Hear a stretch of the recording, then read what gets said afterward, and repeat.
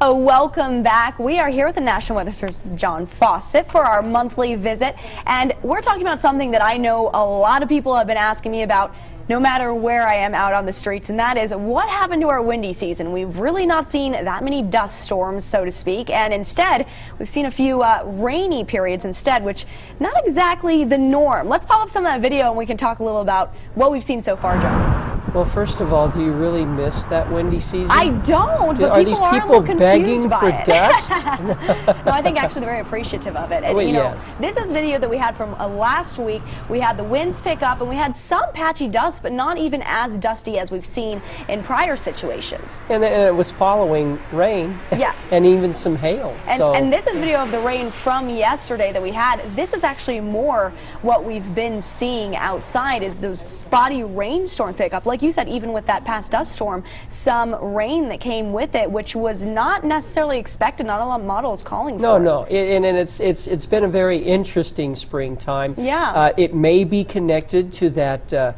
weak El Nino that didn't seem to deliver until spring of all times. Yes. And in fact, the Climate Prediction Center is indicating that the El Nino will be strengthening over the summer period into the early fall. Now, that usually doesn't have an effect on us in the summer, but it may during the springtime, so we'll see.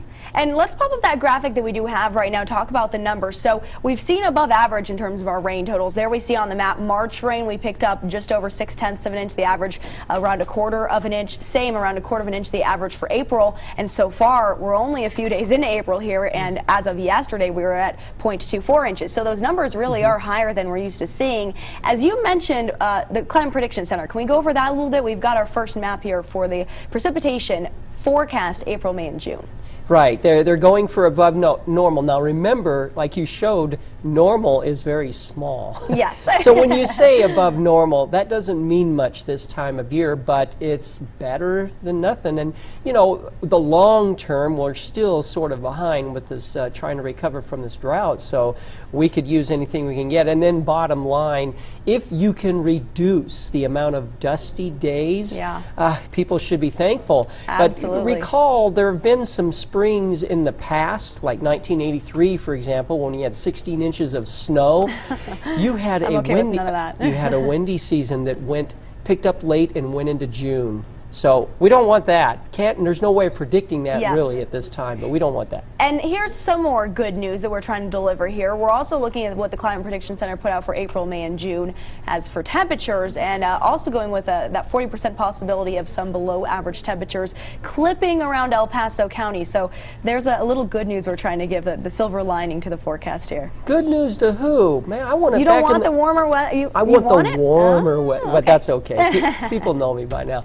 No, and we're right on the edge. Remember, we've already had above normal temperatures, and now we've had below normal temperatures. We'll see how it pans out, but it's based on those systems dropping in from the west, north and the west, just like you've seen recently. And you know, the next week is going to be interesting, you know, with this next system coming down from the northern Rockies, depending on where it settles. That's going to be interesting. Well, we'll continue tracking it. John, thank you very much. We'll be right back after the break.